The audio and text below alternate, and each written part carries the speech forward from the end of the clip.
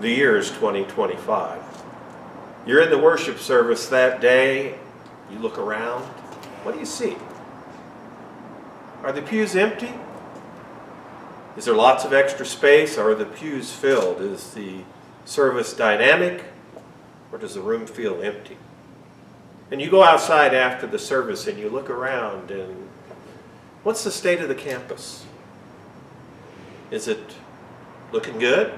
Or is it sort of run down? Church of the Beatitudes grew up with the city of Phoenix, and we benefited from that in myriad ways. And as the city grew, we grew as well, became robust and strong. But over the years, Phoenix has continued to grow, but we've leveled out and dipped rather significantly. And the question is, what's the future hold for us? Can we do anything about it?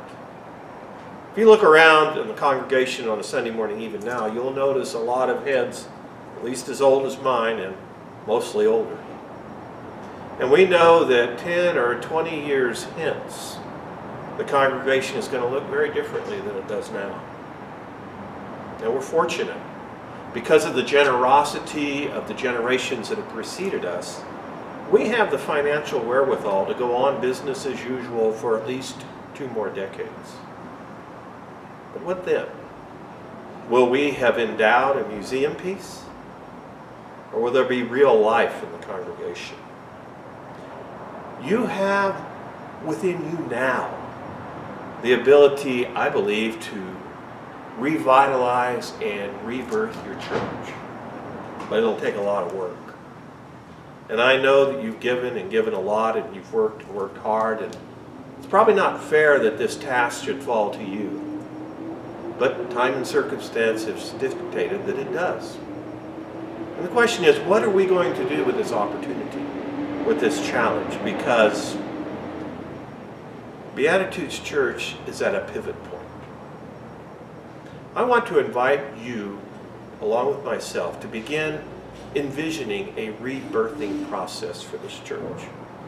And in order to do that, I want to invite you to read a book called Changing the Conversation, A Third Way for Congregations, written by Tony Robinson, a friend of mine, not the guy from TV. And I want you to join me after church this Sunday, and for as many Sundays thereafter as you're able, at 11 a.m., on the campus at Buckwald's Grill for first of all, a great meal, and then secondly, a discussion of the book. Remember, that begins this coming Sunday, Bluegrass Sunday, by the way, and I invite you to come in and participate at 11 a.m.